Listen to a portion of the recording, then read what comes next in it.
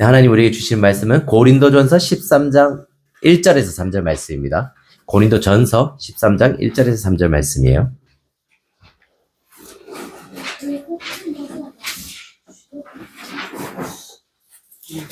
고린도전서 13장 1절에서 3절입니다. 다들 펴신 줄 알고 제가 하나님 말씀을 읽어드리겠습니다. 여러분은 사랑하는 하나님 말씀을 들으십시오. 내가 사람의 방언과 천사의 말을 할지라도 사랑이 없으면 소리나는 구리와 울리는 꽹과리가 되고, 내가 예언하는 능력이 있어 모든 비밀과 모든 지식을 알고 또 산을 옮길 만한 모든 믿음이 있을지라도 사랑이 없으면 내가 아무것도 아니요. 내가 내게 있는 모든 것을 구제하고 또 내 몸을 불사르게 내줄지라도 사랑이 없으면 내게 아무 유익이 없느니라. 아멘. 또 한 주 만에 또 만나게 돼서 반갑습니다. 우리 누리는 여러분. 저는 오늘부터 이제 새로운 설교 시리즈를 시작하려고 합니다. 이 시리즈를 하려고 마음먹게 된 이유는 저는 누리는 교회가 우리 마음속 가장 깊은 곳에 이 설교 시리즈가 새겨질 필요가 있다고 생각했기 때문입니다. 제가 근데 여러분이 이렇게 마음속에 새겨질 필요가 있다고 말하는 이유는 간단합니다. 바로 이번 설교 시리즈에서 말하는 일이 우리가 본능적으로 가장 하기 어려워하는 일이기도 하기 때문입니다. 이번 설교 시리즈 본문은 우리가 너무나도 잘 알고 있는 일명 사랑장이라고 불리는 고린도전서 13장입니다. 그래서 시리즈의 제목은요, 어찌 사랑하지 않을 수 있는가입니다. 어찌 사랑하지 않을 수 있는가. 아마 저는 5편이나 4편에서 5편 정도의 설교를 할 것 같습니다. 그리고 제가 소망하고 바라는 것이 있다면 이 5편의 설교를 듣고 묵상하고 나눈 후에 저와 여러분이 이렇게 고백하는 겁니다. 어찌 사랑하지 않을 수 있는가. 우리 마음에서 사랑에 대한 간격이 우러나와서 내가 누군가를, 내가 그 사람을, 내가 교회를 어찌 사랑하지 않을 수 있는가라고 말하는 게 저의 바람이고 목표인 거죠. 오늘은 어찌 사랑하지 않을 수 있는가 첫 번째 설교입니다. 제목인데요. 제목은 사랑이 없으면 아무것도 아니다입니다. 저는 오늘 3가지 대지로 설교하겠습니다. 첫 번째, 능력은 있지만 사랑이 없다면. 능력은 있지만 사랑이 없다면. 두 번째, 내 안에 사랑이 있는가. 내 안에 사랑이 있는가. 세 번째, 어떻게 사랑할 수 있을까? 어떻게 사랑할 수 있을까입니다. 먼저 능력은 있지만 사랑이 없다면입니다. 오늘 본문이 고린도전서 13장은 사랑장이라고 불리는 우리가 너무나도 잘 알고 있는 본문입니다. 많은 그리스도인들이 성경을 해석할 때 힘들어하거나 잘못된 해석을 하는 경우가 종종 있습니다. 이 대표적인 해석의 오류 중 하나는 각 절과 장을 독립되게 해석하는 겁니다. 그 대표적인 예가 하나 있는데요. 우리가 연말만 되면 하는 게 있죠. 연초나. 바로 말씀 뽑기입니다.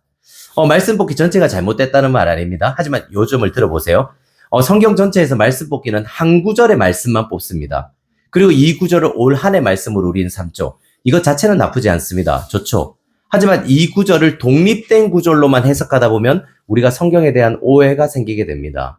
제가 이 부분에 대해서 성경적인 여러 가지 이유를 설명해 내온 영상이 아마 이전 교회의 그 유튜브에 아마도 있을 건데요. 그걸 제가 주중에 한번 올려드리도록 할 테니까 말씀 뽑기를 성경적으로 보는 방법을 한번 보시기 바랍니다.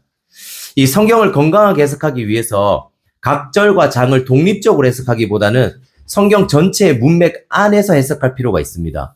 그리고 우리가 알아볼 고린도전서 13장도 13장이라는 독립된 개념에서만 해석하는 것이 아니라 고린도전서 전체와 더 나아가서 신약 전체, 그리고 거기서 더 나아가서 성경 전체 안에서 해석되어야만 합니다.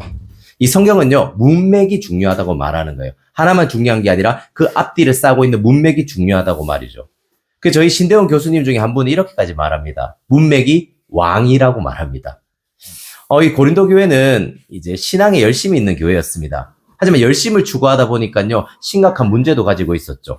그건 바로 영적인 것을 추구하다 보니까 자신이 가진 영적인 은사를 자랑하기 시작했습니다.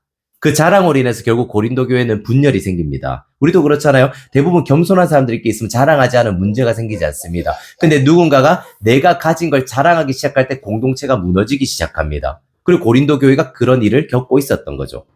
그리고 바울은 그들에게 편지를 썼는데 그 첫 번째 편지가 뭔 거죠? 고린도 전서입니다. 오늘 본문의 앞장인 12장에서 바울은 너희들이 자랑하는 은사가 모두 한 성령에서 나온다고 말합니다. 너희는 한 몸이라고 말하죠. 우리가 얼마 전에 세례 설교 때 들은 말이죠. 은사를 주신 이유가 12장에 말하는 거예요. 그리고 그 은사로 너희가 한 몸이 되라고 12장은 요청하고 있는 거죠.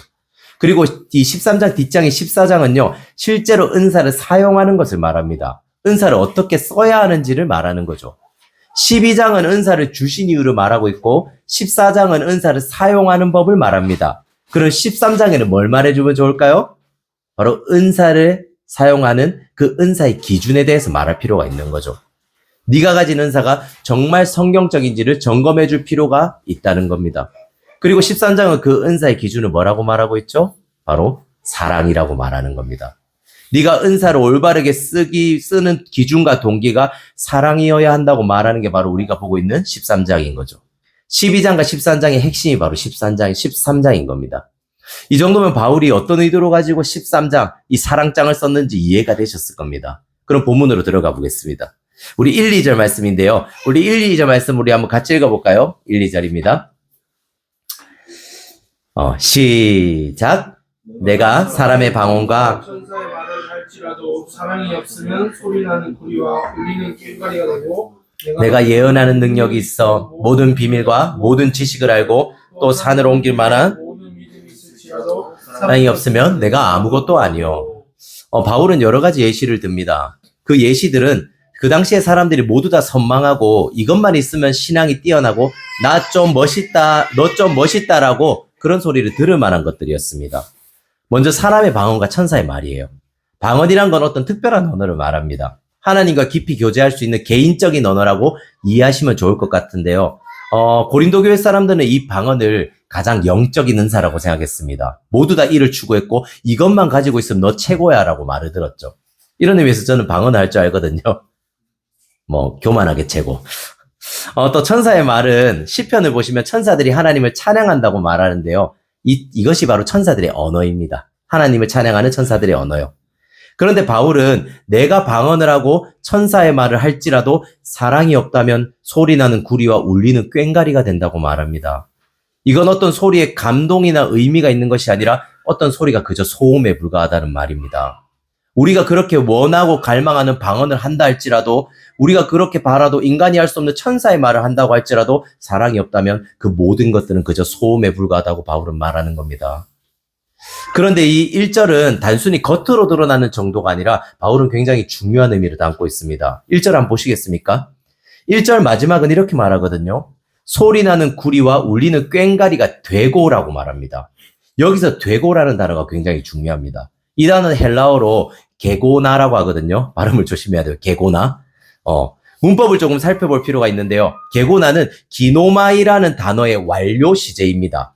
여러분, 완료 시제는 이런 거예요. 과거에 어떤 일이나 결과가 일어났습니다. 과거에.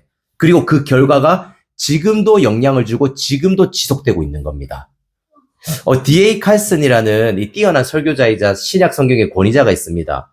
그는 바울이 여기서 완료 시제를 쓴 것에 대해서 이렇게 말해요. 들어보세요. 완료 시제인 게고나가 방언이 나의 가치를 떨어뜨리고 나를 내가 되어서는 안 되는 어떤 것으로 변형시키는 영구적 효과를 내게 가져왔다는 것을 시사할지 모른다. 이 말이 조금 어려운데요. 제가 설명해 드릴게요.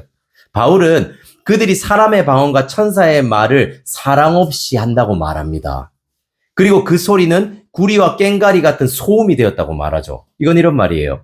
네가 사랑 없이 그런 방언을 할 때, 네가 사랑 없이 천사의 말을 할 때 너는 의미 있고 감동 있는 존재가 되는 것이 아니라 그저 소음뿐인 존재가 된다고요. 소음밖에 없는 존재가 된다고 말하는 거죠. 그리고 D.A. 카스는 이런 일을 사랑 없는 방언과 천사의 말이 나를 내가 되어서는 안 되는 어떤 것을 변형시켰다라고 말하는 겁니다. 무슨 말인지 이해하시겠습니까?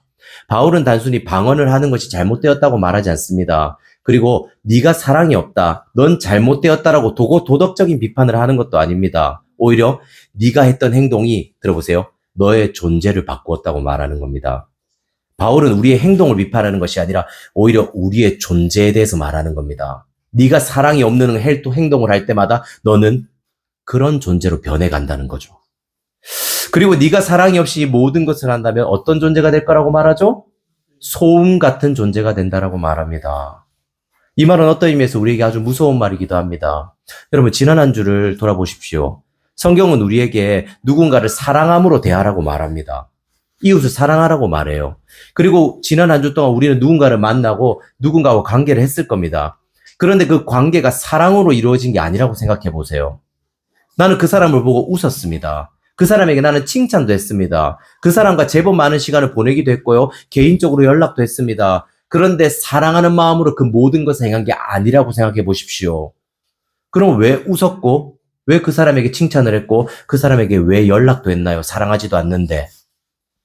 사회적인 관계를 한 겁니다. 일명 비즈니스를 한 거죠. 나의 이익을 위해서 그 일을 했습니다. 내가 좋은 사람이 되기 위해서 그 일을 했고요. 내가 그 사람에게 뭔가 얻어낼 게 있기 위해서 그 일을 했고요. 내가 단지 여기서 손해보지 않기 위해서 그 일을 했을 뿐입니다. 그리고 바울의 말대로라면 우리가 이렇게 사랑 없이 무언가를 할 때 우리의 존재는 점점 변하게 됩니다. 무슨 말인지 아시겠어요? 우리가 사랑 없이 행동할 때마다 우리는 그저 의미 없는 소음 같은 존재가 된다고 성경은 말하는 겁니다. 우리의 방향성과 행동이 우리의 존재를 변형시켜 나가는 겁니다. 이게 바로 바울이 완료 시제를 쓴 이유입니다. 과거에 했던 행동이 지금의 너에게도 영향을 주고 있다고요. 2절은 그리고 계속해서 2절은 이렇게 말하거든요. 2절 한번 볼까요? 2절 한번 읽어봅시다. 시작. 내가 예언하는 능력이 있어 모든 비밀과 모든 지식을 알고 또 산을 옮길 만한 모든 믿음이 있을지라도 사랑이 없으면 내가 아무것도 아니오. 여기 있는 모두 또 다른 예시들을 들고 있죠. 그리고 여기 있는 모든 예시들은요, 그 당시 사람들이 가장 위대하다고 생각하는 영적인 은사들이었습니다. 예언하는 능력, 모든 비밀과 모든 지식을 아는 것, 더 나아가서 산을 옮길 만한 모든 믿음을 말하는 거죠. 그런데 바울은 이 모든 것도 사랑이 없으면 어떻다고 말하죠? 내가 아무것도 아니오라고 말합니다. 이 데이비드 갈랜더라는 신학자는 이렇게 말합니다. 이것은 은사를 무효화하는 것 이상이다. 이것은 사람의 존재 자체를 건드린다. 이건 우리가 가치 없다는 말이 아닙니다. 너는 쓸모없어. 너는 아무것도 아닌 존재야. 너는 구원받을 수 없는 존재야. 이런 말이 아닙니다. 오히려 너는 더 이상 네가 알고 있는, 네가 인식하고 있는 그런 존재가 아니라는 말입니다. 지난주에도 제가 이 말을 했는데요. 삼위 하나님의 사랑이 흘러넘쳐서 하나님 우리를 창조하셨습니다. 그리고 이건요, 우리가 관계적인 존재, 사랑할 수밖에 없는 존재로 지어졌다는 의미입니다. 우리는 자연스럽게 그래서 예수님을 닮아갑니다. 성경에서 말하는 예수님을 닮아간다는 것이 어떤 의미인가요? 우리의 성품이 변하는 걸 말합니다. 성경이 말하는 변화는 단순히 우리가 도덕적으로 되는 것이 정도가 아니라 경건 생활을 잘하는 정도가 아닙니다. 오히려 우리 안에 있는 성품이 변하게 됩니다. 어떤 일을 할 때 겉모양이 변하는 게 아니라 그 안에 겉모양도 변하지만 그 안에 동기가 변하게 됩니다. 누가 말하지 않아도요, 누군가가 하라고 요구하지 않아도요, 우리의 마음의 우선순위는 늘 하나님 사랑과 이웃 사랑으로 배치가 되는 거죠. 우리는 이런 존재로 지음을 받았습니다. 이걸 우리는 이렇게 말해요. 하나님의 형상이라고요. 우리는 서로 사랑해야 되는, 사랑할 수밖에 없는 존재로 만들어졌습니다. 그런데 우리가 그 관계에서요, 계속해서 그 방향으로 나아가지 않는다고 생각해 보십시오. 하나님이 우리를 만드신 목적을 따라 살지 않는 겁니다. 더 이상 누군가를 사랑하며 사는 게 아니라 나만 중요해, 내게 최고야라고 말하는 거죠. 예를 들어 보죠. 한 주 내내 누군가를 미워하는 겁니다. 그리고 한 주 내내 돈 걱정에 시달리는 겁니다. 한 주 내내 게으르게 살고요, 내 욕구대로 살아가는 겁니다. 한 주 내내 음란물을 가까이 하는 겁니다. 한 주 내내 내 옆에 사람을 이용하면서 살아갑니다. 그 사람을 사랑하는 게 아니고요, 그 사람의 나의 이익을 위해서 이용합니다. 이때 우리는 우리의 창조된 본래 모습을 잃어버립니다. 그저 우리는 누군가를 미워하는 존재로, 돈의 노예로, 음란의 노예로, 또 누군가를, 사람을 이용하는 사기꾼 같은 존재로 변형되게 됩니다. 변하게 된다고요. 생각해 보세요. 스티븐 잡스가 아이패드를 만들었습니다. 아이패드를 왜 만들었을까요? 프로그램들로 뭔가를 작업하게 만들고 컴퓨터를 대체할 만한 가벼운 생산적인 일을 할 수 있게끔 아이패드가 만들어졌습니다. 그런데 아이패드를 이렇게 쓴다고 생각해 보세요. 김치찌개를 뜨거운 물에 펄펄 끓입니다. 아주 맛있는. 그리고 김치 국물이 막 이리저리 튀겠죠. 그리고 불을 끕니다. 다 끓었을 때쯤. 그런 다음에 아이패드 위에 얹히는 거죠. 아이패드 받침대입니다. 그리고 맛나게 먹습니다. 자, 이때 아이패드는 어떻게 될까요? 고장납니다. 액정은 깨지고요, 겉은 녹아내릴 겁니다. 아이패드는 만들어진 목적을 어떻게 된 거죠? 잃어버린 거예요. 그리고 1,000원짜리 남비 받침대보다 못한, 다이소에 가면 살 수 있는 그 냄비 받침대보다 못한 쓰레기로 전락하고 맙니다. 이것이 우리의 존재를 파괴하는 방법입니다.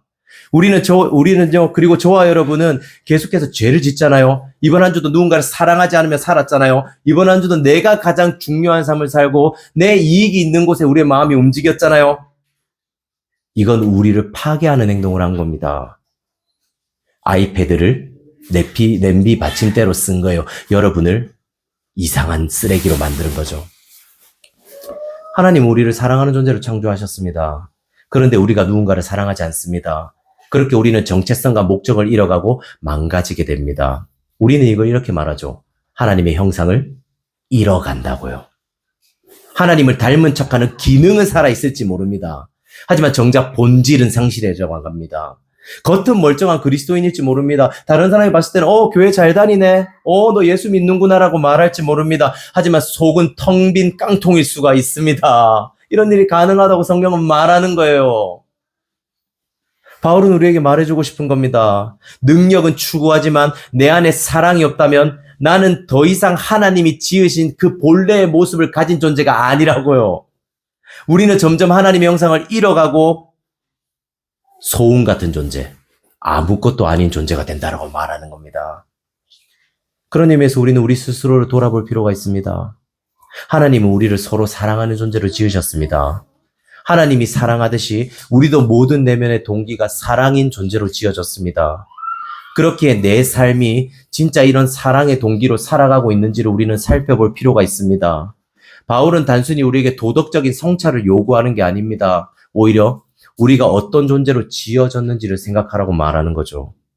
그리고 우리가 하고 싶은 것을 하고 여러분에게 바램과 소원이 있잖아요.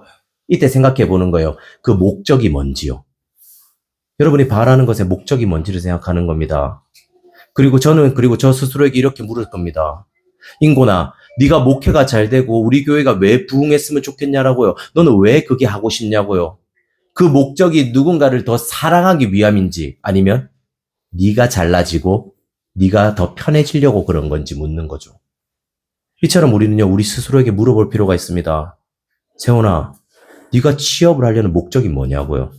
그리고 상은아, 왜 복음을 더 깊이 하려고 하냐고요. 그 목적이 뭐냐고요. 그리고 태경아, 결혼을 하려는 그 목적이 뭐냐고요. 그리고 그 목적이 내가 능력을 얻고 인정받기 위한 것인지 아니면 정말 하나님의 형상을 닮아가기 위한 것인지를 우리는 살펴볼 필요가 있다고 성경은 말하는 거죠. 두 번째 대지입니다. 과연 내 안에 사랑이 있는가입니다. 우리 안에 사랑이 있는지를 한번 점검해 보는 거예요. 우리 3절 말씀인데요. 3절 말씀 우리 같이 한번 읽어볼까요? 3절입니다. 시작. 내가 네게 있는 모든 것으로 구제하고 또 내 몸을 불사르게 내줄지라도 사랑이 없으면 내게 아무 유익이 없느니라. 바울은 마지막으로 또 다른 예시를 듭니다. 그리고 이 예시는 다른 예시보다 훨씬 더 극단적이에요. 여러분, 제가 양육할 때마다 극단적인 예를 드는 거 아시죠? 사실은 누굴 따라한 거죠? 바울을 따라한 거예요. 바울도 예를 들 때 극단적 예를 많이 들거든요. 이렇게 말하는 겁니다, 바울은. 내게 있는 모든 것을 구제하고 또 몸을 불사르게 내준다는 거죠. 이건 일반적으로 성경이 말하는 최고 수준의 신앙을 말합니다. 생각해 보세요. 우리의 모든 재산을 가난한 사람을 위해서 주는 거예요. 일부가 아니에요. 모든 재산을요. 더 나아가서 내 목숨마저도 하나님을 위해서 아까워하지 않는 겁니다. 순교를 바라는 거죠. 순교하는 겁니다. 우리는 일반적으로 이런 신앙을 가진 사람을 보면서 위대하다고 말할 겁니다. 존중받고 존경받기 합당하다고 말할 거예요. 그런데 바울은 이런 상황에서 이 위대한 사람들을 향해서 뭐라고 말하죠? 이 모든 것도 사랑이 없으면 내게 아무 유익이 없느니라. 그럼 우리는 이런 질문이 들 수 있습니다. 바울씨, 지금 전 재산을 가난한 사람에게 주었고 빈털터리가 됐다고요. 또 자신의 목숨마저도 하나님을 위해서 아까워하지 않았어요. 저 사람은 지금 순교를 하고 있다고요. 적당히 구제한 것도 아니고 누군가를 위해서 적당히 희생한 것도 아니에요. 그런데 어떻게 이게 사랑이 없이 가능하다고 말할 수 있나요? 목숨을 내어놓는 일인데요. 이렇게 말할 수 있지 않겠습니까? 저는 여러분에게 물어보죠. 어떻게 전 재산을 내어주고 심지어 죽기까지 하는데요. 사랑 없이 이게 가능할까요? 데이비드 갈렌드라는 신학자는 이렇게 말합니다. 들어보세요.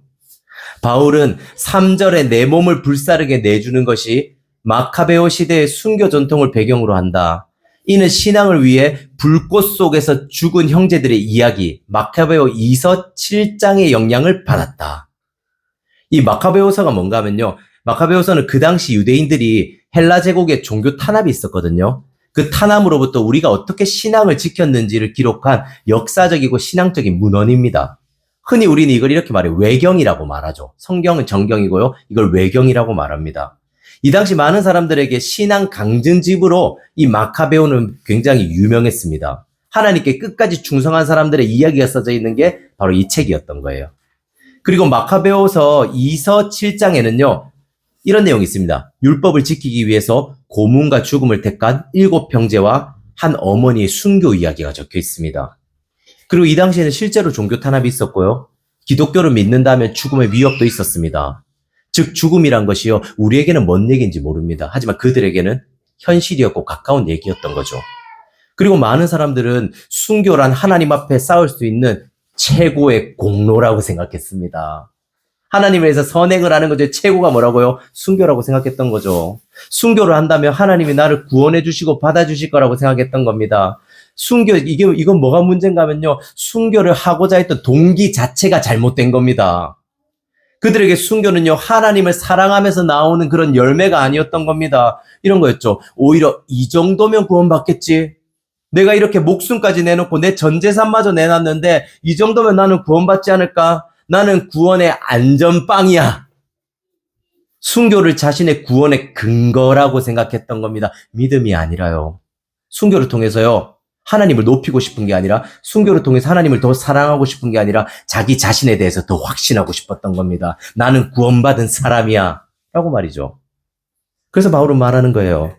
내 몸을 불사르게 내줄지라도 사랑이 없으면 내게 아무 유익이 없다고요. 유익이 없다는 건 이런 거예요.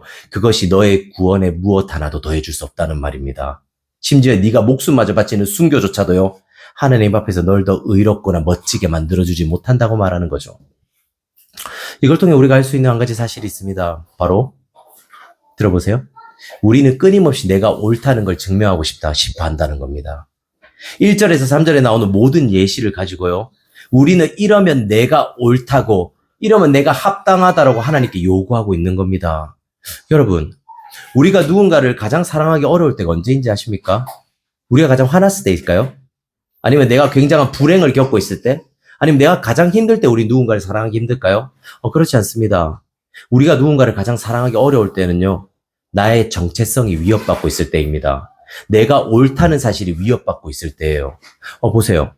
누군가가 저에게 이렇게 말합니다. 인곤아, 너 요즘 왜 이렇게 예민해? 너 원래 그런 사람이었니? 어머, 너 그렇게 별거 아닌 거에 화내고 예민하게 구는 사람이야? 보기와는 좀 다르네. 조금 실망이다. 저는 이 말을 듣고 기분이 나쁠 겁니다. 그런데 이건 단순히 그 사람의 말 때문에 기분 나쁜 것만은 아닐 겁니다. 그럼 저는 왜 기분이 나쁠까요?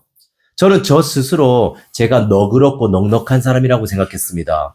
그런데 갑자기 누군가가 나를 예민하고 화를 내는 사람으로 만들어버린 거죠. 이때 우리는 그 사람의 말 한마디에 나의 정체성이 어떻게 되는 거죠? 흔들리는 겁니다. 나는 그런 사람이 아니냐? 네 말이 틀렸어, 이 자식아. 그리고 두 가지로 반응해요. 네가 뭔데 나를 평가해라고 그 사람에게 화를 내거나 그 사람을 무시해버립니다. 아니면 한편으로는요, 내가 진짜 그런 사람일까봐 두려워하는 겁니다. 여러분도 그렇지 않습니까? 누군가가 여러분에게 그냥 툭 던지는 말들 있잖아요. 그게 때로는 여러분을 여러분을 뒤흔들 때가 있지 않습니까? 집에 가서 그 말이 계속 생각나는 거죠. 그 인간 그 말 왜 했지?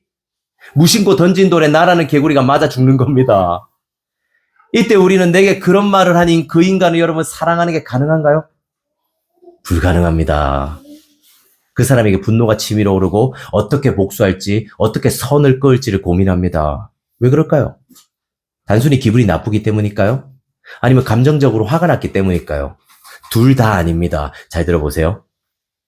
정체성이 흔들리고 무너지고 있는 나를 붙잡느라고 바쁘기 때문입니다. 그 사람의 말에 예민하고 화나 있고 하루 종일 신경 쓰고 있는 나를 붙잡아야 되기 때문에 그 사람을 사랑할 여유 따위는 없는 거죠. 그저 화를 내거나 좌절하기 바쁩니다. 마음의 여유가 1도 없는 겁니다. 나를 붙잡아야 하기 때문에요. 쉬운 예로 한번 부부싸움을 생각해 보십시오. 대부분의 부부싸움은 사소한 말다툼에서 시작됩니다. 그런 말을 들을 때 우리는 이런 생각이 들죠. 이 사람이 나를 무시하나? 이 사람에겐 내가 그렇게 하찮은 사람으로 보이나? 이렇게 생각하는 순간요, 서로를 사랑할 수 없게 됩니다. 왜냐하면 서로가 자신의 정체성을 붙잡기 바쁘기 때문이에요. 그리고 이때부터 싸움은요, 상대방을 이기려고 싸우는 게 아닙니다. 네가 잘못했어라고 싸우는 게 아니에요. 오히려 이러는 거죠. 나는 이런 사람인데 네가 나를 이런 취급해라는 싸움이 됩니다. 나의 알량한 정체성과 자존심을 지키기 위해서 싸우기 시작합니다. 여러분 대부분 그렇지 않습니까? 우리가 여태껏 싸운 싸움들과 분노했고 무시했던 그런 감정들을 생각해 보세요. 대부분이 흔들리는 나의 정체성과 자존심을 잡기 위해서 싸운 거 아닙니까? 네가 틀렸어. 내가 옳아. 이걸 여러분에게 확신시켜 주려고 여러분 싸운 게 아닌가요? 이 브레네 브라운이라는 유명한 심리학자는 이런 말을 해요. 우리가 부끄러움으로부터 자신을 보호하는 방법 중 하나는 내가 옳다고 주장하는 것이다. 우리는 우리의 정체성이 비틀거릴 때, 나의 알량한 정체성이 흔들릴 때 계속해서 고집을 부립니다. 내가 옳아. 내가 맞았어. 너는 틀리고 나는 맞아라고 말하는 거죠. 그리고 성경은 이걸 뭐라고 말하는지 아세요? 자기 기만이라고 말해요. 자기 기만이요. 자기 기만은 이런 거예요. 자기 자신을 속이는 겁니다. 재밌지 않습니까? 죄인의 특징은 남을 속이는 데 국한되지 않습니다. 오히려 자기 자신까지 속입니다. 그리고 자기 기만에 진짜 무서운 점이 있어요. 바로요. 자기 기만은 단순한 도덕적 타락이 아니라는 거예요. 오히려 생존 반응입니다. 무슨 말인지 이해하시겠습니까? 이런 거예요. 자기 기만은요. 나쁜 마음을 가지고 내가 죄를 지어야지, 내가 이렇게 해야지라고 짓는 죄가 아니라고요. 오히려 자기를 지키기 위해서 자기도 모르는 사이에 자기 기만이 나옵니다. 생존하기 위해서 본능적으로 자기 기만이라는 죄가 나타납니다. 이런 자기 기만에는요, 세 가지 특징이 있거든요. 여러분 스스로 한번 살펴보십시오. 과연 내가 이 자기 기만에 어느 수준에 속하는지를 살펴볼 필요가 있습니다. 그리고 이 3단계는요, 어떻게 보면 단계적인, 점차적인 좀 순서이기도 합니다. 자기 기만의 첫 번째는요, 선택적 인식입니다.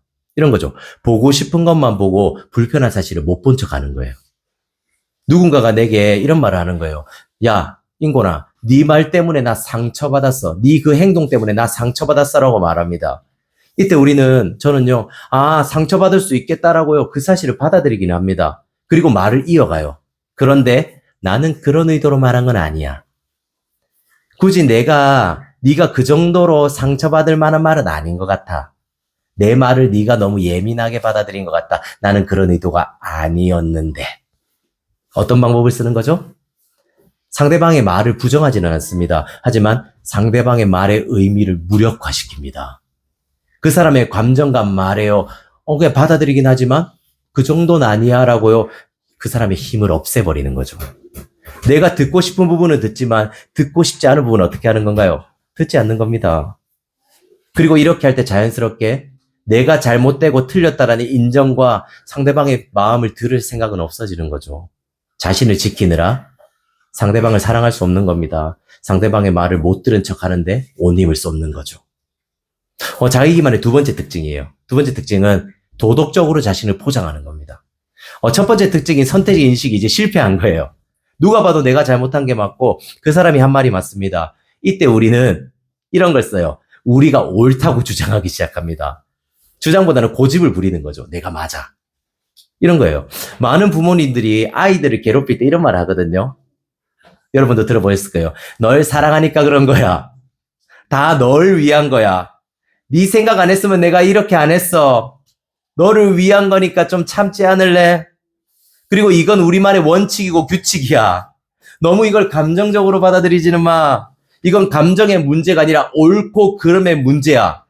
저 같은 쌉티가 자주 하는 말이기도 하잖아요. 감정을 자꾸 넣지 말라고요. 옳고 그름을 가리는 문제라고 그렇게 문제를 끌고 가는 거죠. 그 사람의 감정과 태도는 모두 무시합니다. 그리고 내가 옳다라고 할 수 있는 명분만을 계속 내세웁니다. 이때 자연스럽게 우리는 옳고 그름을 가려야 되기 때문에요. 상대방의 사랑하는 마음은 줄어들 수밖에 없습니다. 그 사람을 이해하지 않기로 선택하는 거죠. 그리고 이 말은 그 사람을 더 이상 사랑의 대상으로 보는 게 아니라 심판의 대상으로 보는 겁니다. 옳고 그름을 내가 판단해 줄게. 나는 심판자의 자리에 앉고 그 사람은 심판받아야 되는 자리에 앉는 거죠. 그리고 이때부터 사랑은요, 사치가 되는 거예요. 옳고 그름을 가리는 자리에 사랑이 들어와서는 안 되게 되는 거죠. 자기 기반의 마지막 단계, 이게 진짜 위험한 단계죠. 바로 정체성의 고정입니다. 정체성이 고정되는 거예요. 이런 겁니다. 이런 거죠. 나 인고나, 나 네가 한 말 때문에 상처받았어라고 말합니다. 그때 이 사람들은 이렇게 말합니다. 나 원래 이런 사람이야. 나 원래 쌉티야. 네가 이해해. 나 원래 원칙적인 사람이야. 난 그저 원칙대로 얘기한 것 뿐이야. 그런데 네가 상처받았으면 어쩔 수 없네. 라고 말하는 겁니다. 이 과정까지 되면 결국에는요, 자기 방어는 극에 달아들게 됩니다. 그리고 이때 절대로 할 수 없는 한 가지가 생깁니다. 바로 자기 자신을 내려놓지 못하게 됩니다. 내가 잘못했다고, 내가 미안하다고, 그리고 네 얘기를 듣고 싶다고, 나는 변하고 싶다고 말할 수 없게 됩니다. 오히려 나는 이런 사람이야. 나에게 변화를 강요하지 말라고요. 말하면서 상대방을 어떻게 하는 거죠? 차단합니다. 넌 더 이상 내 사람 아니야 라고 말하는 거죠. 그렇게 자기 기반의 마지막은 결국 관계를 잃어버리게 됩니다. 더 이상 사랑하지 않기로 결단하는 거죠.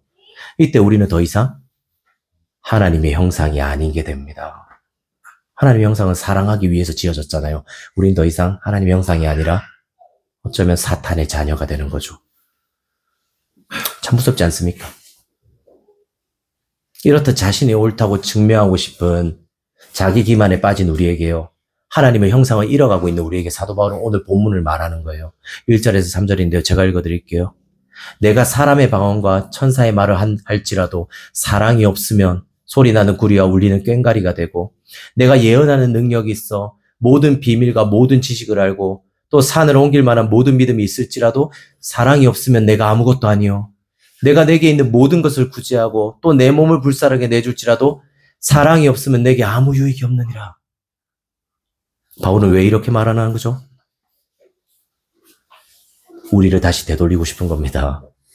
우리를 다시 원래 지어진 창조의 모습 그대로, 그리고 서로가 서로를 아끼고 사랑하는 한 몸처럼 사는 모습으로 서로를 위해 은사를 쓰는 그런 존재로 우리를 되돌리고 싶은 겁니다. 왜 그럴까요? 우리를 사랑하기 때문이죠. 바울은 이처럼요, 고린도 교인들과 우리를 사랑했기 때문에 이 편지를 쓴 겁니다. 마지막 대지예요. 그렇다면 우리는 어떻게 사랑할 수 있을까요? 어떻게 내 안에 사랑이 있게 할 수 있냐는 말입니다. 우리는 앞서서 자기 기만의 함정에 빠질 때 절대로 할 수 없는 한 가지에 대해서 살짝 들었습니다. 기억나시나요? 자기 내려놓음을 할 수 없다고 말했습니다. 우리는 일반적으로 자기를 내려놓으라는, 기독교에서 이런 말을 많이 하거든요. 우리는 일반적으로 자기를 내려놓으라는 말을 들으면 이런 식으로 해석합니다. 내 자존심을 버리는 것, 나를 무시하는 것, 내 감정과 상처를 없애고 항상 참고 인내하는 거라고 생각합니다. 하지만 성경은 그렇게 말하지 않습니다. 이건 내려놓음이 아니라 오히려 자기 소멸입니다. 자기 소멸. 성경은 우리를 소멸시키겠다고 말하지 않습니다. 우회람이라는 사람을, 임세원이라는 사람을 소멸시켜버리겠다고 말하지 않습니다. 오히려 성경은 우리를 원래 모습 그대로 회복시키겠다고 말합니다. 소멸이 아니라 회복을 말하고 있습니다. 성경이 말하는 자기 내려놓음은, 잘 들어보세요, 결국 내가 옳다는 증명을 내려놓는 겁니다. 내가 옳다라고 말하고 싶은 마음을 내려놓는 겁니다. 내가 억울할 때 있잖아요. 내가 옳은데요, 저기서 저 사람이 나의 옳음을 거부하는 것 같습니다. 그때 우리는 증명하고 싶다는 마음을 내려놓는 게 바로 자기 내려놓음입니다. 우리는 앞서서 여러 얘기를 통해서 결국 누군가와 다투고 누군가를 사랑하지 못하는 이유가 결국 내가 옳다는 것을 증명해야 된다는 자기 기만 때문이라는 걸 알았습니다. 그럼 사랑에는 왜 반드시 자기 내려놓음이 필요한 걸까요? 우리 모두는 자신이 지키고 싶은 자신만의 정체성이 있을 겁니다. 여기 있는 모두는요. 제 정체성은 뭘까요? 저는 목사입니다. 그것도 개척 목사입니다. 그리고 저는 여기에다가 더하고 싶은 정체성이 있습니다. 바로 개척에서 부흥시키고 사람들을 복음화시키는 멋진 목사가 되고 싶습니다. 이런 거죠. 사람들이 말하는 거예요. 야, 최인곤한테 가면, 최인곤이 있는 저 누리는 교회에 가면 진짜 복음이 뭔지를 알려준대. 그리고 그 복음의 덫에 빠지면 빠져나올 수가 없대. 그의 설교를 듣고 나면 다른 사람의 설교를 더 이상 들을 수가 없대. 저는 이런 목사가 되고 싶다는 욕망이 제 안에 꿈틀대고 있다는 걸 느낍니다. 계속해서 제 욕망을 억누르지만요. 그래도 새어나오는 게 저의 마음인 거죠. 그리고 이건 저만의 일은 아닐 겁니다. 우리 모두 속에 마음속에 이런 마음들은 자리 잡고 있을 겁니다. 우리 중에 어느 누구도 난 정말 복음적이어서 나의 정체성은 오직 하나님이야라고 말할 사람은 한 명도 없을 겁니다. 그렇죠? 그렇게 말하는 사람이 있다면요. 그건 하나님을 잘 알고 사랑하기 때문이 아니라 사실 아직 자신이 어떤 존재인지 깊이 들여다보지 못했을 가능성이 훨씬 높습니다. 성경은 이런 우리에게 내려놓음을 요구하는 겁니다. 그리고 성경적인 내려놓음은 내가 옳다는 증명을 내려놓는 겁니다. 그리고 이렇게 표현할 수도 있어요. 내가 먼저 지키던 것을, 내가 붙잡고 있던 그것을 잠시 뒤로 밀어놓는 겁니다. 제가 최인곤, 저 목사 좋은 목사지, 멋진 목사지라는 정체성을요, 가장 앞자리에 있는 그 정체성을 뒤로 미루는 겁니다. 내가 붙들고 있는 자존심과 체면을 뒤로 미루는 겁니다. 내가 붙들고 있는 성공을요, 뒤로 미루는 겁니다. 내가 붙들고 있는 그 안전함과 편안함을요, 뒤로 미루는 겁니다. 내가 붙들고 있는 이때 이렇게 하면 되고 저때 저렇게 하면 된다는 그 계획을 뒤로 미루는 겁니다. 그리고 제가 장담하죠. 이 일은 절대 쉽지 않을 겁니다. 절대 쉽지 않을 겁니다. 왜냐하면 우리는 계속해서 두려워하기 때문입니다. 우리는 우리를 내려놓으면, 내가 가지고 있는 가치를 뒤로 미룬다면 우리는 나라는 존재가 소멸될까봐 두려워합니다. 우리는 주님 앞에 나를 내려놓으면 나의 가치가 절하될까봐 두려워합니다. 우리는 주님 앞에서 나를 내려놓는다면 고통스럽고 힘겨운 일만이 가득할까봐 두려워합니다. 우리 앞에 즐거움과 기쁨이 아니라 고통과 슬픔과 인내만이 가득할 거라고 생각하는 거죠. 그리고 여기에 대해서 제가 말씀드릴게요. 네, 맞습니다. 그런 일은 있을 겁니다. 여러분을 내려놓을 때요. 힘들고 고통스럽고 인내해야 되는 일은 반드시 있을 겁니다. 하지만 성경은 여기서 끝나지 않고 더 말합니다. 고린도후서 4장 16절 18절이거든요. 들어보세요. 그러므로 우리가 낙심하지 아니하노니 우리의 겉사람은 낡아지나 우리의 속사람은 날로 새로워지도다. 우리가 잠시 받는 환난은 경한 것이 지극히 크고 영원한 중한 것을 우리에게 이루게 함이니 우리가 주목하는 것은 보이는 것이 아니요 보이지 않는 것이니 보이는 것은 잠깐이요 보이지 않는 것은 영원함이라. 성경은 말합니다. 잠깐은 고통스럽고 아픈 일이 있을 수 있다고 말이죠. 하지만 그 일은 아주 작은 일이 될 겁니다. 여러분이 내려놓으면서 겪는 그 고통은요 아주 작은 일이 될 겁니다. 오히려 여러분들은 그 작은 일을 통해서 영원한 중한 것, 영원히 가치롭고 아름답고 놀랍고 소중하고 경이로운 하나님의 일을 경험하게 될 거라고 성경은 말하는 겁니다. 저와 여러분은 이전에 상상도 할 수 없고 생각해 본 적도 없어서 기대조차 할 수 없는 그런 기쁨과 소망과 희망과 사랑을 결국에는 경험하게 될 겁니다. 그리고 성경은 이 첫걸음이 너를 내려놓는 일이라고 말합니다. 이것이 하나님 우리에게 너를 내려놓으라고 요구하는 이유입니다. 그럼 물어보죠. 어떻게 우리를 내려놓을 수 있을까요? 어떻게 우리가 내려놓을 때 우리의 작은 일이 영원한 중한 것이 될 거라는 경험을 할 수 있을까요? 어떻게 우리가 지금 붙잡고 있는 일을 뒤로 미룰 때 이 일을 통해서 오히려 더 아름다운 걸 볼 수 있다는 걸 확신할 수 있죠? 바로 예수 그리스도가 우리를 위해 사신 일을 보는 겁니다. 그분이 우리 위해서 어떤 일을 했는지를 보는 거죠. 우리가 늘 말하는 복음을 보는 겁니다. 빌립보서 2장 6절 7절은 이렇게 말하거든요. 그는 근본 하나님의 본체시나 하나님과 동등됨을 취할 것으로 여기지 아니하시고 오히려 자기를 비워 종의 형체를 가지사 사람들과 같이 되셨고. 성경은 예수 그리스도가 삼위 하나님이라고 말합니다. 하나님과 같은 본성을 지니셨고 하나님과 동등됨을 취하실 존재라고 말합니다. 하지만 오히려 그런 분이 자기를 비워 종의 형체를 가지사 사람들과 같이 되셨다라고 말합니다. 여기서 자기를 비운다는 것은 헬라어로 케노시스라고 하는데요. 이것이 바로 자기를 내려놓는다는 의미입니다. 생각해 보십시오. 우리는 자신을 내려놓는 걸 힘들어합니다. 왜 힘들어할까요? 우리는 우리가 들고 있는 것이 유일하다고 생각하기 때문입니다. 이게 있어야지만 내가 행복할 수 있다라고 생각합니다. 내가 옳다는 것을 증명하기 위해서 이것이 필요하다라고 생각합니다. 나를 보호해 줄 수 있는 유일한 보호막이 이거니까 이걸 내려놓으면 내가 죽을 거라고 생각하는 거죠. 그런데 예수님은 모든 것을 가지신 하나님이었습니다. 그리고 우리는 이런 예수님을 보시면서 이런 생각을 하죠. 예수님은 다 가지셨으니까 조금 내려놓아도 괜찮지 않아요? 많이 가졌잖아요. 그러니까 조금 내려놓는 게 어렵지는 않잖아요. 생각할지 모릅니다. 하지만 성경은 분명히 말합니다. 예수님이 모든 것을 내려놓고 모든 것을 뺏길 거라고요. 그분은 우리 위해서 적당히 뺏기는 것이 아니라 모든 것을 뺏길 거라고 말합니다. 우리를 얻기 위해서요. 그분이 모든 것을 뒤로 미룰 거라고 말합니다. 십자가를 보십시오. 우리는 십자가를 아름답다고 생각합니다. 하지만 그 당시 사회에서 십자가는 그 무엇보다 끔찍한 형벌이었습니다. 모든 사람들이 십자가라는 말만 들어도 벌벌 떨고요. 그런 말을 하지 말라고 했습니다. 재수 없다고요. 그런데 하나님이 십자가에 매달리셨다는 말은 그분이 하나님이란 명예를, 하나님으로서의 능력과 특권을, 하나님이라는 존재까지도 그곳에서 빼앗겼다는 의미이기도 합니다. 그분이 하나님이셨기 때문에요. 자신이 옳다고 주장할 수 있었습니다. 그분이 옳다고 주장할 때 아무도 반박할 수 없었습니다. 그걸 할 수 있는 유일한 존재가 바로 성자 예수님이었죠. 하지만 그분은 의도적으로요. 그렇게 하지 않으십니다. 자기가 옳다고 주장하지 않으십니다. 오히려 자신을 뒤로 미루십니다. 그리고 모든 걸 빼앗기세요. 많은 사람들은 예수님이 십자가에 달릴 때요, 실오락이라도 걸치고 있을 거라고 생각합니다. 영화에서 그렇게 나오잖아요. 실오락이라도 걸치고 있듯이. 하지만 성경은 분명히 말해요. 그분의 속옷까지도 로마의 병사들이 모두 뺏어서 나눠 가졌다고요. 이게 무슨 말인가요? 세상을 창조하신 하나님이, 세상을 다스리신 하나님이 십자가에서 모든 것을 잃어버렸습니다. 심지어 자신이 입고 있던 속옷마저도 잃어버리셔서 나체로 그분은 사람들 앞에 조롱거리가 되셨습니다. 생각해 보세요. 이것이 얼마나 큰 수치입니까? 나체로 십자가에 달려있는 신이라뇨.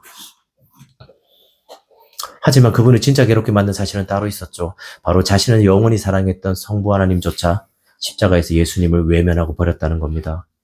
그분은 십자가에서요, 모든 인류에게 버림받습니다. 그리고 자신을 믿었던 제자들에게도 버림받습니다. 그리고 더 나아가서 자신을 영원히 사랑했던 자신의 아버지에게도 버림받습니다. 그분은 정말 모든 것을 뺏겼습니다. 왜죠? 왜 그분이 이토록 끔찍하게 모든 걸 뺏긴 걸까요? 왜 그분은 십자가에서 자신의 권리와 특권과 영광을 주장할 수 있는데, 내가 옳다라는 걸 주장할 수 있었는데 왜 옳다라는 주장을 하지 않은 거죠? 빌립보서는 말합니다. 케노시스, 자기를 비우기 위해서요. 자기를 내려놓기 위해 그러셨습니다. 그렇게 그분은요, 우리를 얻기 위해서 자신의 모든 것들을 뒤로 미루십니다. 자신의 생명마저도요. 어떻게 보면 참 미련하죠. 이 헨리 나우엔이라는 한국에서 아주 유명한 좋은 책을 많이 쓴 영성가이자요, 가톨릭 사제가 있습니다. 우리가 교리는 좀 다르지만요, 굉장히 영성가입니다. 그는 내려놓음에 대해서요, 이런 말을 합니다. 들어보세요. 조금 어렵긴 한데 제가 설명을 해드릴게요, 뒤에. 다른 사람들을 우리의 깊은 내적 공간으로 받아들이려면 우리는 비어 있어야 한다. 그것이 듣기가 힘든 이유이다. 그것은 우리가 주의의 중심에서 물러나고 다른 사람들을 그 공간 안으로 초대하는 것을 의미한다. 그리고 더 나아가 환영은 손님들의 자신들의 영혼을 발견할 수 있는 비어있는 공간의 창조를 요청한다. 말이 조금 어렵지만 제가 설명해 드릴게요. 우리는 예수님을 보면서, 예수님이 우리를 위해서 자신을 비우신 걸 보면서요, 그분이 소멸했다고 생각합니다. 그분이 십자가에서 모든 것을 잃어가면서요, 그분이 사라졌다라고 여깁니다. 하지만 헨리 나우엔의 말을 통해서요, 예수님을 해석해보면 저는 이렇게 말하고 싶습니다. 그분이 우리를 받아들이기 위해서요, 자신의 공간을 비우셔야 됐다고요. 그분이 우리를 위해서 자신을 내려놓아야지만 우리가 그 공간 안으로 들어갈 수 있다고 말합니다. 그분이 자신을 스스로 뒤로 밀어내셨습니다. 십자가라는 그 끔찍한 형벌로 스스로를 뒤로 밀어내셨습니다. 그리고 우리는 그분이 밀어내셨기 때문에 그 남은 공간 안에 우리가 들어갈 수 있게 된 거죠. 이건 이런 말입니다. 우리가 우리를 내려놓을 때 우리는 소멸되지 않는다는 겁니다. 오히려 우리가 나 자신을 내려놓을 때, 우리를 뒤로 밀어낼 때, 우리가 움켜쥐고 있던 그 자리를 뒤로 놓을 때요, 어떤 일이 생기게 될까요? 그 공간이라는 여백이 생기게 됩니다. 그 공간이 창조되는 거죠. 내려놓으면 바로 이런 여백을 만드는 겁니다. 그리고 이 여백 안으로 누가 들어오는 거죠? 다른 사람들이 들어옵니다. 이 여백 안으로 김민지가 들어오고요, 김경애가 들어오고, 김태경이 들어오고, 이지아가 이 여백 안으로 들어옵니다. 그렇게 여백이 넓어져 간다면 결국에는 어떤 일이 생길까요? 내가 용서하지 못하는 사람까지 내 마음에 있는 그 여백 안으로 들어올 수 있게 될 겁니다. 그리고 우리는 그 사람과 함께 한 몸이 되는 겁니다. 내 마음에 있는 그 여백에 그 사람이 들어왔잖아요. 그러니 우리는 이제는 한 몸인 겁니다. 그리고 서로를 어떻게 하죠? 사랑하는 거예요. 제가 좋아하는 노래였거든요. 그대 내 마음에 들어오면은, 아세요? 조성모 리메이크 했는데, 그대 내 마음에 들어왔으니까 이젠 내 사람 한 몸이 된 겁니다. 고린도전서 13장 사랑을 통해서 12장 한 몸이 되는 것과 14장 은사를 적용하는 게 현실이 되는 겁니다. 그리고 우리를 위해서요, 예수님이 일을 하셨어요. 그분이 십자가라는 뒤편으로 자신을 밀어낼 때 모든 사람들은 예수님이 소멸했다고, 예수님이 자신을 잃어버렸다고 말했습니다. 그가 한 일이 모두 헛되다고 말했죠. 하지만 예수님은 소멸되지 않았습니다. 그분은 자신을 잃어버리지 않았습니다. 오히려 그분은 자신을 내려놓음으로써요, 여백을 만드셨습니다. 그리고 그 여백으로 우리 모두를 초대하십니다. 이 여백에 들어온 모든 사람들은 구원받을 겁니다. 이 여백에 들어오는 모든 사람들은 더 이상 자신이 옳다라고 증명할 필요가 없습니다. 이 여백에 들어온 모든 사람들은요, 더 이상 내가 사랑받지 못할까봐 두려워할 필요가 없습니다. 그리고 이 여백에 있는 모든 모든 사람을 향해서 예수님은 말합니다. 너는 내 안에서 안전하다고요. 그 무엇도 너를 내 안에서 빼앗아갈 수 없다라고 말합니다. 너는 내 사랑 안에서 있다고요. 내 사랑 안에서 완벽한 존재라고 말하는 겁니다. 그리고 그 여백을 위해서 어떻게 한 거죠? 예수님이 죽으신 거예요. 저와 여러분이 예수 그리스도가 만드신 이 여백 안에 있다면 우린 더 이상 두려워하지 않아도 괜찮습니다. 우린 더 이상 내가 옳다는 것을 증명해야 된다는 압박에 시달리지 않아도 괜찮습니다.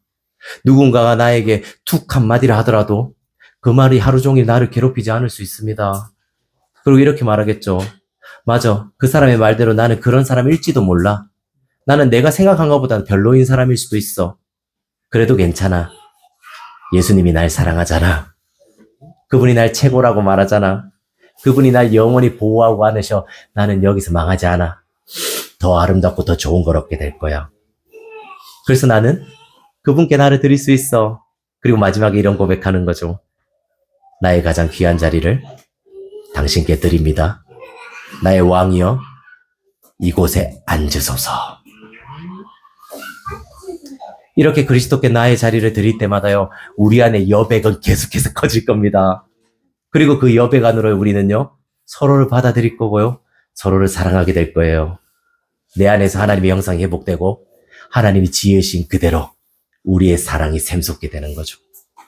사랑하는 여러분, 그리스도께 오십시오. 그리스도께 오십시오. 그분이 만드신 여백 안으로 오십시오. 그분의 여백 안에서 여러분은 안전합니다. 그리고 고백하십시오. 나도 당신께 나의 여백을 드립니다. 내 여백 안에 당신과 많은 사람들을 초대하길 원합니다. 당신이 만드신 내 안의 여백 안에서 그 사랑이 샘솟고 그 사랑이 흘러 넘치게 해주세요. 내가 하는 모든 일에 사랑이 동기가 되게 해주세요라고 우리 말할 수 있을 겁니다. 우리 시간 한번요, 기도하고 찬양하고 기도했으면 좋겠습니다.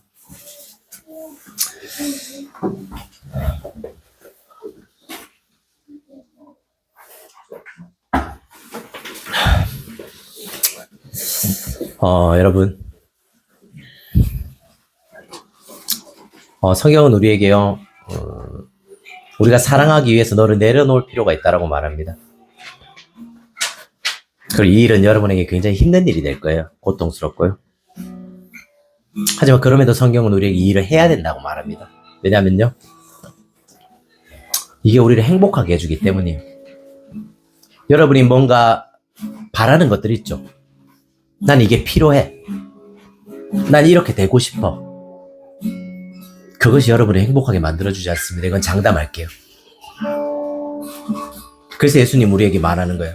아니, 너에게 그게 필요한 게 아니란다. 그건 뒤로 밀어내야 된단다. 너에게 필요한 건 바로 나다. 나를 가진다면 너는 그것보다 더한 행복을 얻을 수 있다라고 말합니다. 여러분, 우리가 예수님께 나의 자리를 내어드릴 수 있을 때요, 내어드릴 수 있는 이유는 하나예요. 예수님이 어떤 분인지 알기 때문이에요. 우리를 위해서 예수님이요, 자기를 십자가로 밀어내셨어요.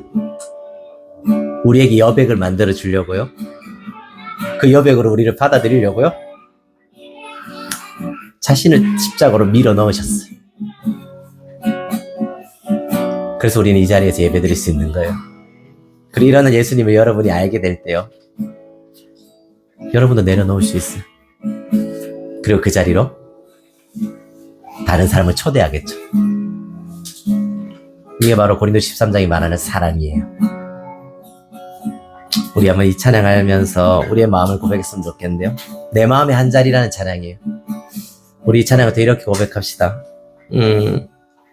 이렇게 가사가 있거든요. 내 마음의 한 자리, 가장 귀한 그 자리, 주 오셔서 앉으소서, 주님만 나의 보배. 내 마음의 한 자리, 가장 귀한 그 자리, 주 오셔서 다스리소서, 주님만 나의 영광. 우리 이 찬양 하면서요, 우리 마음을, 내 가장 귀한 그 자리를 우리 주님께 드릴까요?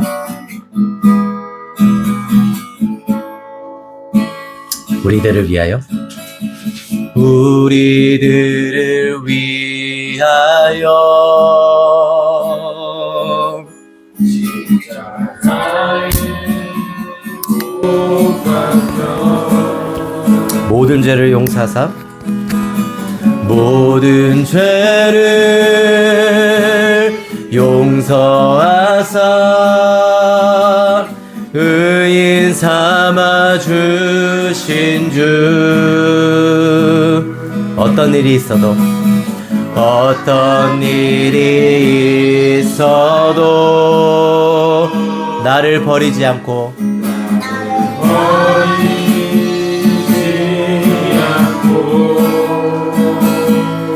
죽기까지 살아가신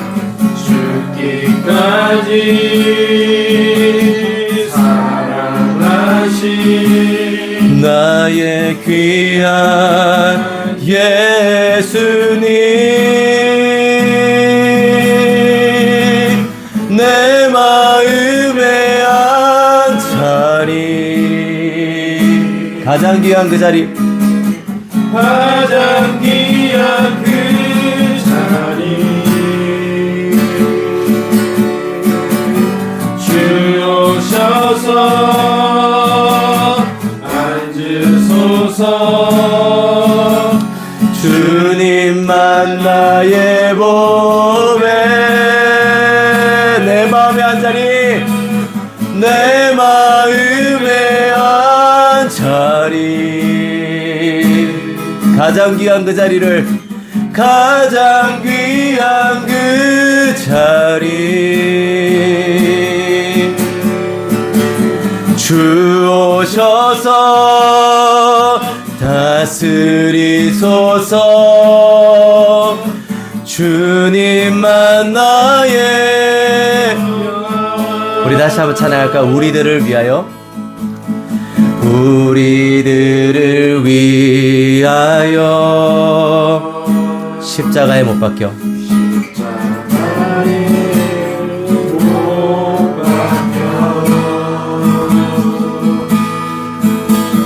모든 죄를 용서하사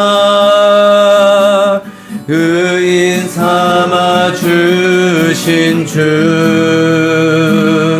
어떤 일이 있어도 어떤 일이 있어도 나를 버리지 않으시고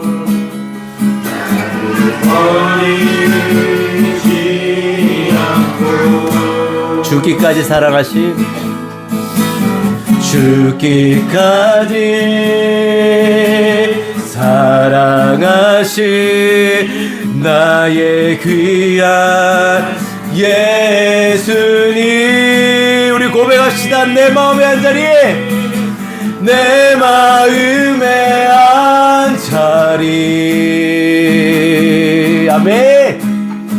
가장 귀한 그 자리, 주 오셔서 앉으소서. 주님만 나의 곁에, 내 마음의 한자리, 가장 귀한 그 자리를, 가장 귀한 그 자리, 주 오셔서 다스리소서. 주 오셔서 다스리소서. 주님만 나의 내 마음의 한자리, 내 마음의 한자리, 가장 귀한 그 자리를, 가장 귀한 그 자리, 주 오셔서 앉으소서. 주님만 나의 보배, 내 마음의 한자리, 내 마음의 한자리, 가장 귀한 그 자리를, 가장 귀한 그 자리, 주 오셔서 다스리소서. 주님만 나의 영광. 여러분, 제가 이유하고 같이 있잖아요. 근데 이럴 때가 있어요. 이유가 이제 뭐든지 다 입으로 가져가거든요. 그러니까 이제 빨아야 되는 거죠. 먹어봐야 되고. 근데 때로는 빨면 안 되는 걸 손에 쥘 때가 있습니다. 그러고 나서 그걸 빨려고 하는 거예요. 근데 저는 아버지잖아요. 잘 알죠. 어른이잖아요. 그럼 저는 얘가 들고 있는 이것이 입에 들어가면 위험하다는 건 알고 있습니다. 근데 이유는 몰라요. 이유는 자신이 이걸 입에 넣어야지 행복합니다. 그때 제가 이유한테 할 수 있는 건 뭘까요? 이유야, 그걸 내려놔야 돼. 그게 널 행복하게 해주지 않아. 잠시는 즐거울지 모르지, 하지만 결국 그건 널 망칠 거야. 네가 바라는 그게 널 절대 행복해주지 않아. 그리고는 제가 이유한테 그걸 뺏겠죠. 그리고 뭘 줄까요? 더 좋은 걸 주는 거죠. 맞아요. 여러분, 하나님도 그러세요. 우리는 우리가 하고 가진 것이요 가장 우리를 행복하게 만들어 줄 수 있을 거라고 생각하거든요. 근데 하나님 아시는 거죠. 그렇지 않다는 걸요. 그리고 우리가 그걸 내려놓을 때 그분이 우리에게 과자를 줄 수 있는 거예요. 진짜 우리에게 필요한 거예요. 진짜 우리를 행복하게 해줄 수 있는 거예요. 그리고 우리가 이 내려놓음을 할 때요, 우리는 마음에 여유가 생길 거예요. 여백이 생길 거예요. 그리고 나를 더 이상 증명하려고 하지 않고 누군가를 받아들이게, 또 사랑하게 되는 거죠. 여러분이 누군가를 사랑하지 못한 이유가 왜 그래요? 마음에 여유가 없어서 그렇잖아요. 그래서 여러분 늘 선 긋잖아요. 넘어오지 마세요. 그래서 여러분 적당히 관계하고 넘기잖아요. 왜요? 힘이 없어요. 여유가 없어요. 하지만 여러분이 예수 그리스도 안에 있다는 걸 기억할 때요, 여러분은 그 힘이 있다는 걸 느끼게 될 겁니다. 이제 한번 기도합시다. 하나님, 내 마음에 가장 귀한 그 지혜를 당신께 드립니다. 내가 들고 있던 이것을 내려놓기 원합니다. 그리고 나에게 가장 다 좋은 것을 주시 당신을 신뢰합니다. 그렇게 내 마음은 넓어지고 누군가를 사랑할 수 있게 해주세요라고요. 이제 우리 마음의 믿음의 고백을 고백하며 또 나아갈까요? 하나님 아버지, 이 시간 우리의 마음을 고백하며 나아갑니다. 하나님, 우리는 참 쉽게 내려놓지 못합니다. 하나님 이것이 우리를 행복하게 해줄 거라고 생각합니다. 난 이게 있어야지 내가 살 수 있다고 생각합니다. 이게 있어야지만 내가 만족할 수 있을 거라고 생각합니다. 하지만 하나님 그렇지 않습니다. 당신은 우리에게 가장 좋은 걸 주시기 원합니다. 우리가 가지고 있던 걸 내려놓을 때 그분은 우리에게 좋은 걸 줄 수 있는 분입니다. 줄 수 있습니다. 하나님 내가 당신에게 나의 마음의 빈자리를 가장 귀한 자리를 내어놓습니다. 나의 가장 귀한 곳에 와서 앉아주십시오. 나의 왕이여. 그렇게 할 때 나는 내가 옳다는 것을 증명할 수 있는 마음을 내려놓을 수 있습니다. 오직 당신이 나를 위해 행하신 일을 할 때에만 우리는 나가 옳다는 것을 증명하고 싶은 마음을 내려놓을 수 있습니다. 내겐 복음이 필요합니다. 내겐 당신을 사랑할 수 있는 복음이 필요하고 당신이 어떤 존재인지 알 수 있는 그 복음이 필요합니다.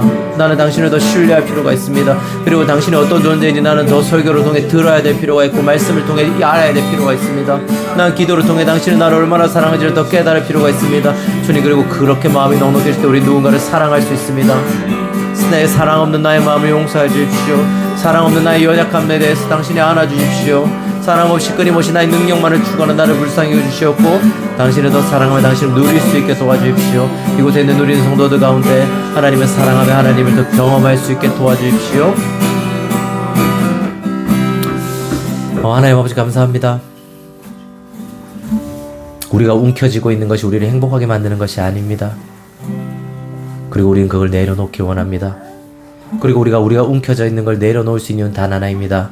하나님이 우리에게 가장 좋은 것을 주신 우리 아버지임을 알기 때문입니다. 그리고 우리가 이 아버지임을 알고 당신 행하신 일을 할 때 우리는 마음의 여백이 생길 겁니다. 그리고 그 공간으로 누구를 초대하고 누군가를 사랑할 겁니다. 하나님, 고린도전서 13장은 말합니다. 사랑이 없으면 아무것도 아니라고요. 하나님 이 시간을 통해 우리 자신을 돌아보기 원합니다. 정말 내 안에 사랑으로 모든 걸 행하고 있는지, 내가 사랑으로 모든 것들을 경험하고 있는지를 돌아보기 원합니다. 그리고 우리 안에 사랑이 없다면 우리를 위해서 뒤로 물러나신 그분, 우리를 위해서 자신의 모든 것을 빼앗기신 그분을 생각하며 그분 안에서 내가 안전하다는 것을 기억할 수 있게 도와주십시오. 이 모든 말씀 예수님의 이름으로 기도드렸습니다. 아멘. 이제는 주 예수 그리스도의 은혜와 하나님 아버지의 값없는 사랑과 성령님의 감화감동과 교통하심이 이곳에서 우리를 위해서 모든 것을 빼앗기시고 뒤로 물러나신 예수 그리스도를 바라보며 우리의 마음의 여백을 만들기 원하는 누리는 교회 머리 위에 이제부터 영원히 함께 있을지어다. 아멘.